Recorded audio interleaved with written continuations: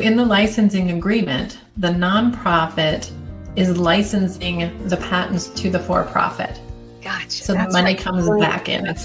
So I'm able to do that all legally, and it's brilliant. But I pay taxes on the for-profit, and I pay enough, pay my share, and then I pay taxes on my salary. So as I take a salary from the nonprofit, very small salary, and then I take a little bit larger salary from the for-profit, but still have wage withholdings, Medicare, Social Security, and then I have employees. So I get to give people a job. Global Socialpreneurs is brought to you in part by Positive Talk Radio, KKNW 1150 AM in Seattle. Check them out at www.positivetalkradio.net. Welcome to Global Socialpreneurs, a one-of-a-kind talk show showcasing expert social entrepreneurs. Learn their stories and their secrets to creating a sustainable impact. Now, here is your host, social entrepreneur Anne SCOTTLIN.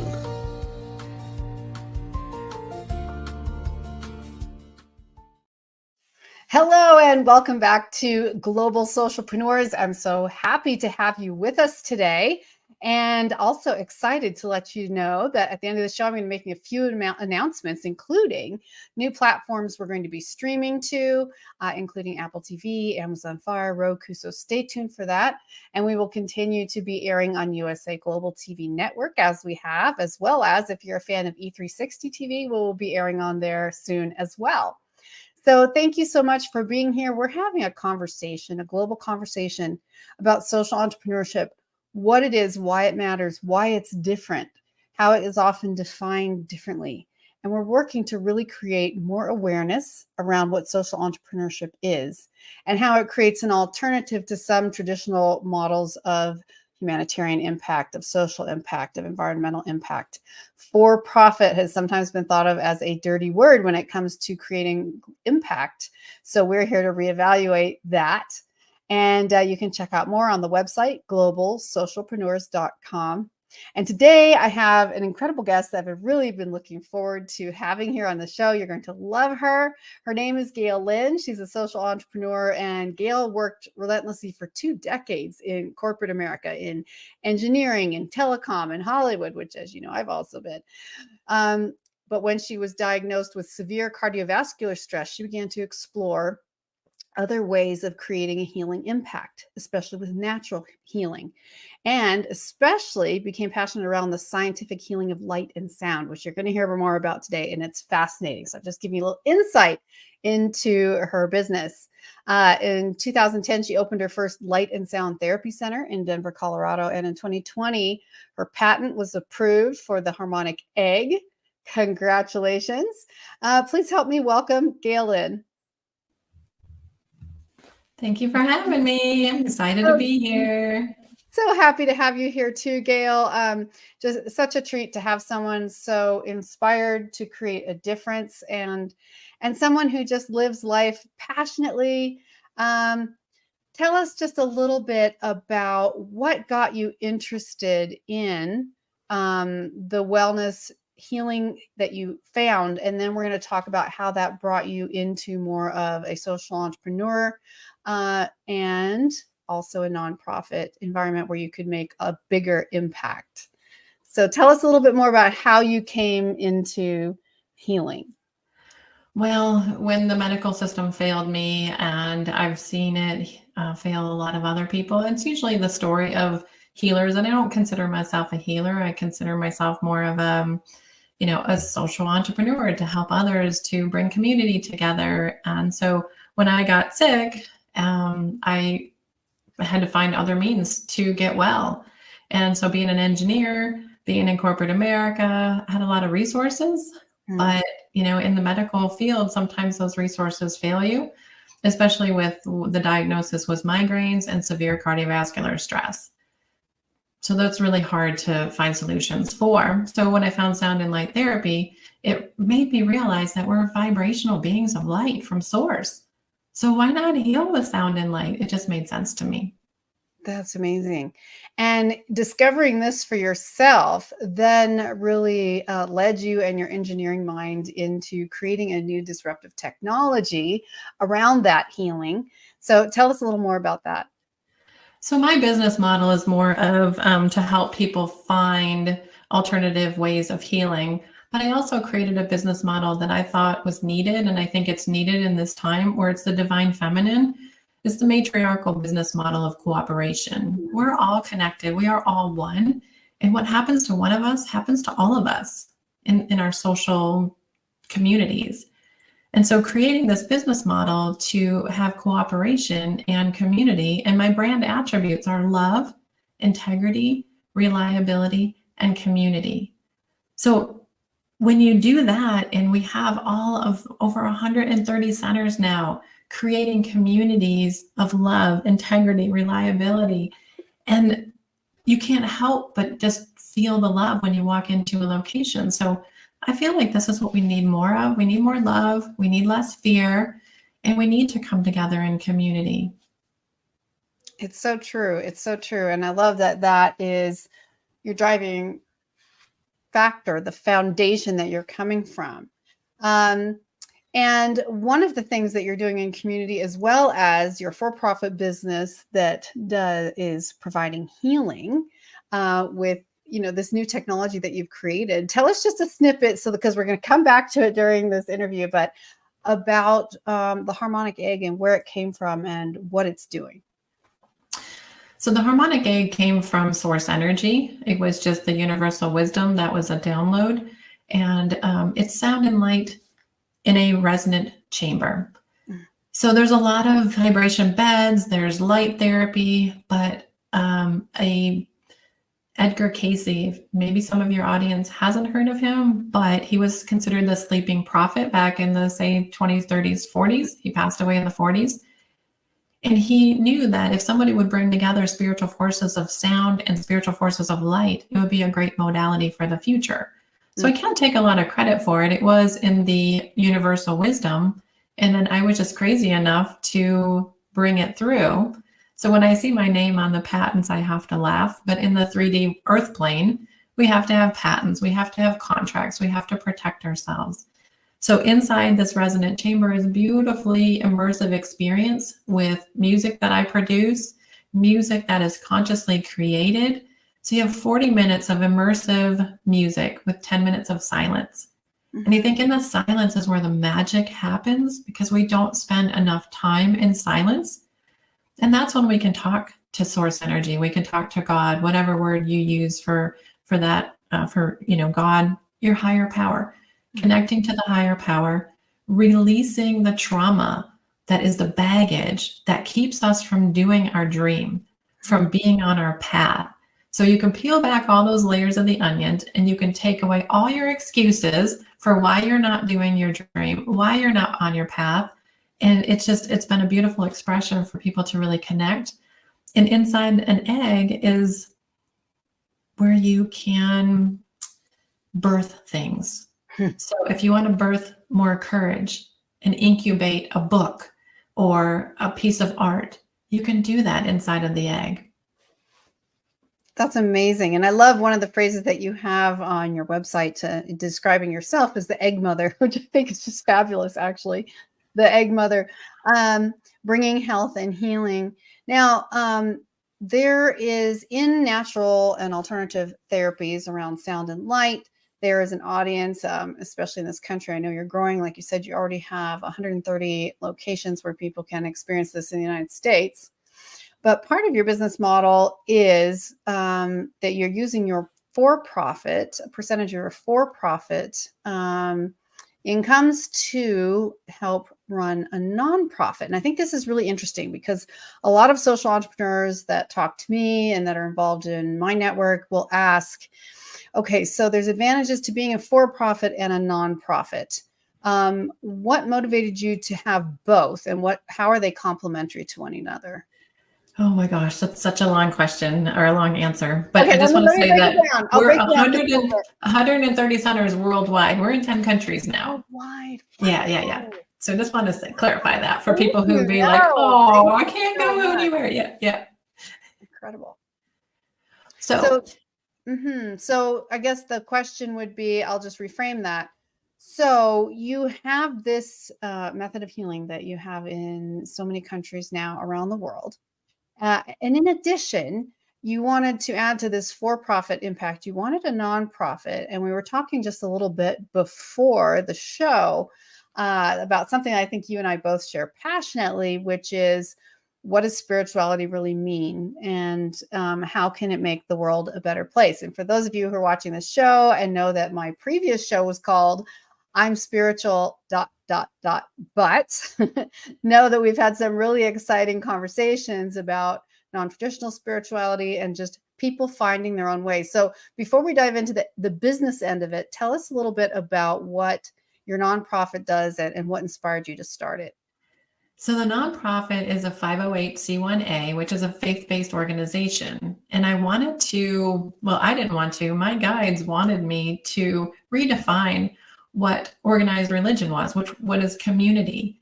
It's not about fear. I was raised Catholic. I was molested by the priest of the parish and walked away from God. And then the funny thing the universe did to me was bring me together with an evangelist who I dated for 7 years.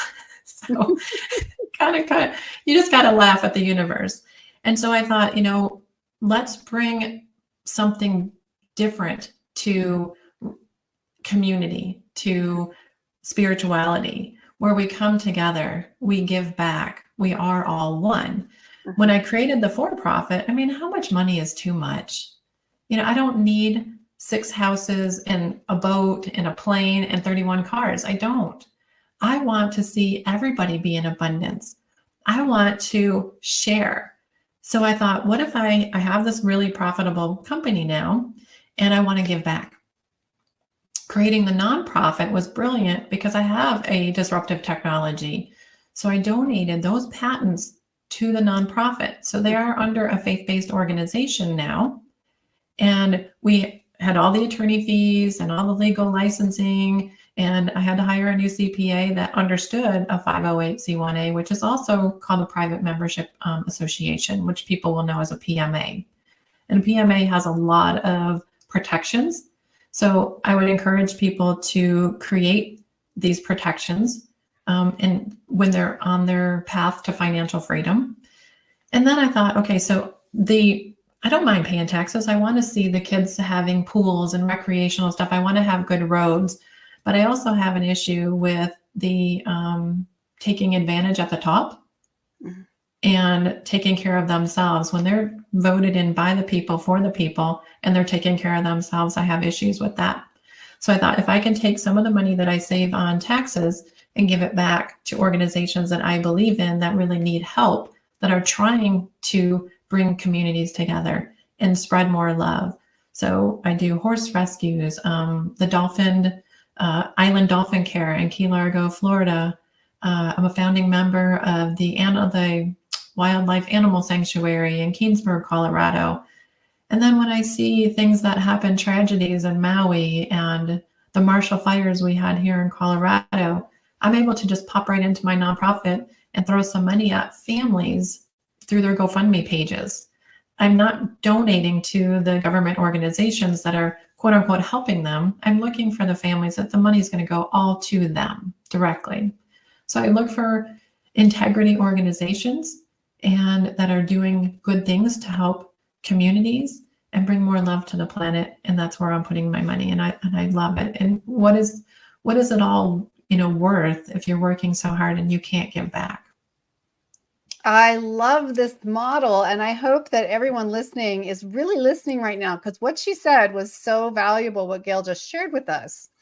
The reason why you might combine or create a dual system with your for-profit business as well as a nonprofit. So you can be a for-profit social entrepreneur, creating goods or services that help solve a problem, a social problem, a health problem, even environmental problem. And then you can also have decide to open a nonprofit as well in order to create better use of taxes towards the things you believe in. So if you can make your, so tell us just a little bit more about how you, since you are for profit, but then you have a nonprofit. So for those who are just like, okay, so wait, I'm missing the link here. So how do you help channel the taxes due on your LLC? Because you're giving a donation, a cash donations to your own nonprofit. Is that correct? And those become tax deductible. So in the licensing agreement, the nonprofit is licensing the patents to the for-profit. Gotcha. So the money comes back in. It's great. And then there's a licensing fee. And then I'm working worldwide. New Zealand, Australia, their dollar is not as strong. Canada is not as strong. So all of those sales, I discount my products to them so that it's affordable. This is not something that's for the classes, it's for the masses. And so I want to make sure that everybody has access to it. This is a download from source. This isn't something that should be held back just for people with money. So I wanted to do it that way as well. So I'm able to do that all legally, and it's brilliant. And then when you look at, if you're raised Catholic, you know the rectory, the priest lives in the rectory. So technically I am the priest living in this house. And so you don't pay taxes on your housing. And so it's really a brilliant way to save money there as well. But I pay taxes on the for-profit, and I pay enough, I pay my share, and then I pay taxes on my salary. So as I take a salary from the nonprofit, very small salary, and then I take a little bit larger salary from the for-profit, but still have wage withholdings, Medicare, Social Security, and then I have employees. So I get to give people a job. Something that they love, something that they, can really feel proud of. I love that. And that is such a key part of social entrepreneurship. As we've talked about on this show many times, there's 3 or more ways you can be a social entrepreneur. You can have a business that actually creates a product that solves a social problem. Like you could have a business that sells water filters for developing countries. That like your actual product is something that is going to help solve a social issue specifically. Another way is you can have a business that could be anything, like other people we've had on the show, bakeries, any number of other things, where the intention is to create jobs specifically for people who are trying to find employment after disruptive events in their life, after prison, after many other kinds of things that have made them no longer, typical employees in the workforce, but helping to recondition them for society and to teach their children to do the same. And also you can have a social entrepreneurship where your entire product or service, which in this case is similar to yours, except yours is actually making people healthier. So that would be up for debate. In my world, I would be like, yep, that health, absolutely, is making it a social impact. But even if someone were to argue with that, you could say, yes, but in addition to that, we are also using profits from, and this is the third way, profits from the for-profit to specifically target social or environmental needs. So she's helping, Gail's helping support horse rescue. She's working with the dolphins. She's all the other things that she mentions. And those are stuff that she does on a regular basis, as well as having an educational program, a nonprofit that is an educational program to help people understand what spirituality really means and community. And I know that was a lot. I just wanted to review it all. But I have 2 questions, so I got to pick which one I want first. So talk to us about the religious nonprofit, non-for-profit religious organization. And since you aren't a huge denomination or church, how did you go about getting that kind of recognition?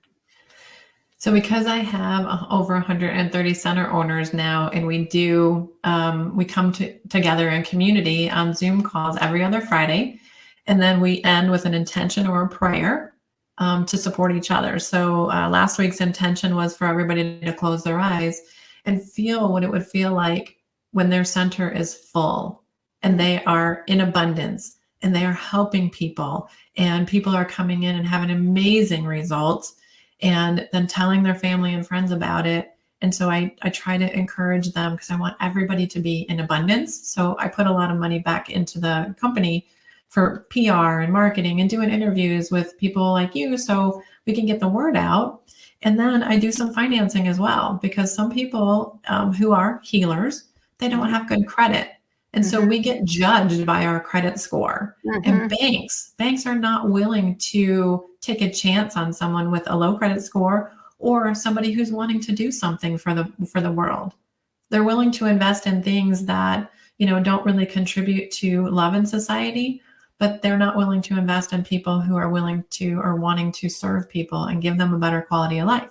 So I've been able to invest and finance a lot of these people so that they can do their dream. So it's been such a brilliant thing. I also started a scholarship fund for autism, because there's a lot of families that don't understand how to best serve their autistic children.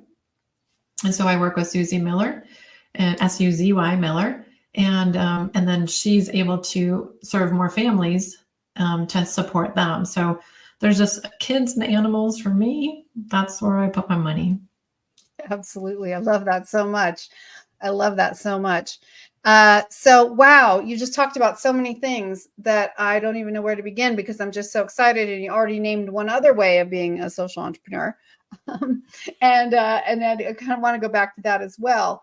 So since you have, that was the question though, because you're not a religious organization, because you don't have a license from a particular church or denomination or synagogue or temple or whatever that would be, right? How did you go about getting recognized under this designation? Yeah, because it's a paradigm shift. We don't have to come together in a building. We can come together online. We can come together, and a lot of sermons are now online. A lot of masses are online. Ever since COVID, our world has changed. We're in a paradigm shift. How do you want your reality to look like? What do you want your reality to look like? And what consciousness do you want to live in? And I live in the consciousness that we can come together. I feel like my egg guardians, and being the egg mama, I feel like my egg guardians are my family. And this is our church. This is when we come together every other Friday, and we meet and we support each other and we love each other. And all throughout the week, we have a private Facebook page where we're cheering each other on, and we have a knowledge base where you can search to say, oh my gosh, I have somebody coming in with ichthyosis. Well, you search that in our knowledge base, and it's all there to support you so you can serve your communities, your families, your friends, your clients. And to me, that's what church is about. That's what, we come together in community and we love each other, we support each other. And it's not about just giving, money and tithing. There's much more to community that we need to create. So, so what you're saying is you were able to get this tax designation because obviously of your belief system of what you're actually doing. So it wasn't terribly difficult to create a new faith-based organization for you, and file that for that designation. So that's just what you did. There's a tax ID. There's the government filing paperwork. There's all the stuff it's out there, but people just didn't know about it. And when COVID happened, a lot of people formed a PMA, and because you can create your own bylaws. And if you have a ministry card, you were able to go into hospitals and visit people as a minister. It was very beautiful, because some people they passed away without anybody there for them. And just how terrible it is for people to have passed away in isolation or to have been just isolated from their families, their friends. It was very sad. So a lot of people discovered the PMA during COVID. Wow. So, and PMA, just for our viewers, PMA stands for? Private Membership Association. Okay, great. The Private Membership Association. Incredible. And that doesn't necessarily make you a minister per se, but it gives you the ability to function as just one more way to help support people in society in need. And there's definitely a lot of rules you have to follow. You have to fall under, I believe, 11 of the 14 guidelines to be able to qualify for this. I jumped through a lot of hoops, don't get me wrong. When you want something, when you know something is right, you got to be willing to do the work. Because I used to say, how long does it take the average person to, let's say, create a nonprofit? The answer is the average person does not. It's absolutely true. I just love this. It just makes me so excited to meet with people like yourself who are leading by example, doing the hard work, finding the vision, and then, I call it one-dimensional business, because so many businesses are, we're going to do XYZ and our goal is to make XYZ. And this is sort of the end of it. It's more of that current trend to have more values and have themes and goals and a mission around the actual business. But then you take it a step further, and every moment we talk one more minute, there's another exponential level that I see how this is making impact in society, in people's lives, in creating jobs, in finance, or even microfinance for people who are participating in this healing disruptive technology that you've created, and the patents that have then been signed over to the nonprofit. So the nonprofit is administering the patents. It's just brilliant. I just can't even begin to tell you. We could do a whole class just on this topic alone. But coming back to something you were mentioning earlier when we were talking before the show as well, which was with all of this information, which is a lot, we might have to have you back, but a lot about people who are social entrepreneurs or in business for themselves, or even if you are someone is beginning a new nonprofit. How do you keep your business healthy? How do you have a healthy business that can stay that way? A healthy business plan. How do you avoid it getting sick, discouraging, failing, however you want to describe that? Give us some of the pointers that you found that have made your efforts so successful. Yeah, I'm glad we're talking about this, because I am going to create a presentation for a business accelerator about, is your business sick? Because people neglect it, just like you would neglect a plant or a tree or your body. How much work is it to get things back to health when you could just maintain that health? So I've spent a lot of time I work on the business every day, a little bit on the business every day, but I still have balance. Mm-hmm. So you still have to have the right mindset. You have to be willing to put in the hard work. You have to be, you have to create your own reality. And I want to say that mindset has to be entrained. You really need to spend years. I started out with Wayne Dyer and I want to say 1997, The Power of Intention. So part of the Harmonic Egg session is setting your intention. What do you want to bring to reality? What do you want to incubate? What do you want to manifest? It's somewhat of a manifestation egg. And so I want to give your audience the 5 books that I think if they could just read them and listen to them over and over again and really embody that information, that's how I keep my business well. So the one is The Power of Intention. So Wayne Dyer, you have to set your intention and you have to hold that space, and you have to know with every cell in your being that you can have what your intention is. If you're going to waffle and say, well, I don't deserve it, well, then you still need to work on yourself. You have to work on that shadow work for yourself. There's another book called Outwitting the Devil. Very interesting book by Napoleon Hill that he wrote a long time ago. But he talks about drifters, and people who are drifters, then the devil can control them, your proverbial devil, if you will. And so when you're not a drifter, when you have that solid focus and you are going for your goal and no one's going to interrupt you, no one's going to tackle you, you're going to keep plowing through that energy. That is just, it's really powerful. The magic path of intuition. So being intuitive, Florence Shin is the author there. And for intuition, you know that little gut feeling. Women are so good at it. And finding that little small space that tells you where your path is and following that. When I didn't follow my path, it was a bad country song. I lost my dog, I lost my house, I lost my job because all the doors were locked until I said yes to this, and my life has been perfect.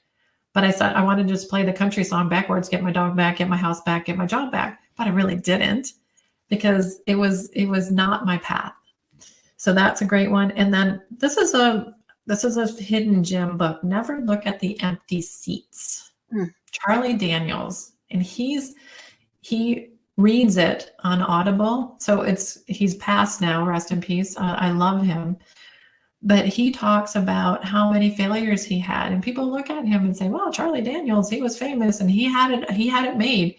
He lost things a few times, but never look at the empty seats. Mhm. It's just a brilliant title if you think about it. And he talks a lot about, how he had his staff. If you have a staff member that complains, you get rid of them right away. It's a virus in your system. It's a virus in your business. If they're not happy, he said he had to fire his drummer in a moment's notice because he said he wasn't happy. But then the universe creates space for that perfect person. If you keep them around, that space isn't there for you to fill. So you have to make these decisions. You have to be a leader. You have to know when to hold them and when to fold them, as Kenny Rogers would say. And then there's another book. I know we're running out of time. Never Eat Alone is another good book, just about network marketing and how to get your word out and follow up with people. But if you embody these books, you will be able to keep your business healthy. I love that. Thank you so much for being so generous and sharing these 5 titles with us. If anyone goes away from watching this episode today and doesn't know something that they should be doing to help them, then they weren't listening closely, because you have given us so much information, so many pointers, so many tools, and just leading with such a beautiful example. The world is so lucky to have you in it, Gail. And what's even more amazing is that the world is benefiting. And I know this is going to resonate with so many people watching today. The world is benefiting from this multitude of things you are doing, but you are also benefiting and joyful and glad and the happiest you've been in your career, because you are pursuing what you're aligned with. You're pursuing what where your gut and your instinct, as you were saying, was taking you. And I just absolutely love that. Any final or parting words for people as they go away as social entrepreneurs, especially any parting words of advice for someone who's new at this or who is looking for a reason to hold on if they've been struggling? I would say, don't get too big for your britches. Don't get your ego in the way. Never forget where you came from. I came from a Detroit blue collar environment. Dad had a 7th grade education. Mom had a high school diploma. I will never forget where I came from, because that's something really important. There's people like Matthew Perry who just passed away. And I think, a lot of it is isolation, and you get too big for your britches, and then ego gets in the way, and then you fall into depression because you're in isolation. And we're human beings. We're meant to be in community. We're meant to hug. Hugging actually builds the immune system. You should have 8 to 10 hugs a day. And so, you guys are all going to the place where we couldn't hug, and you're saying, wow, okay, that's that wasn't the right thing for us to have been doing. So listen to your small, still voice and your intuition, and be brave. Mm-hmm. There's a Janice Stanfield song called "What Would I Do Today If I Were Brave?" So what would you do today if you were brave? Wow. There's literally nothing else like it. That was like the perfect ending. Thank you so much, Gail.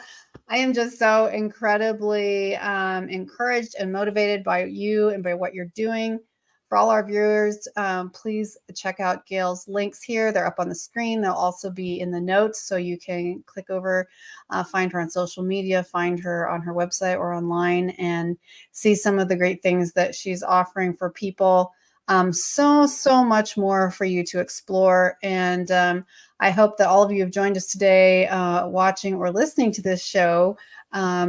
Will shoot us an email at globalsocialpreneurs.com. Let us know what you thought. Any questions you might have for myself or the guests today, please let us know. And I hope, Gail, that you will come back at some point in the future. I love your work. I'm so excited to help spread this great energy that you're putting out into the world. And thank you for it, because so many people who do this kind of work and push themselves and work so hard to create this difference, even if it brings them joy, so often we forget to thank them. So thank you for what you are doing.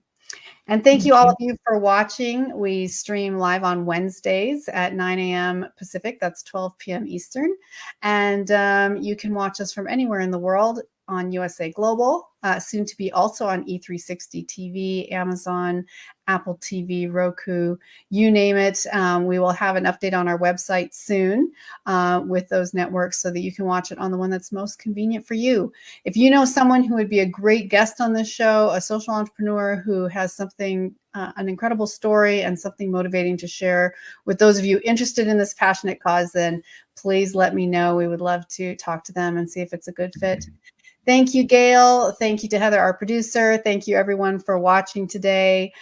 Be kind to others and be kind to yourself. We'll see you next time. Bye.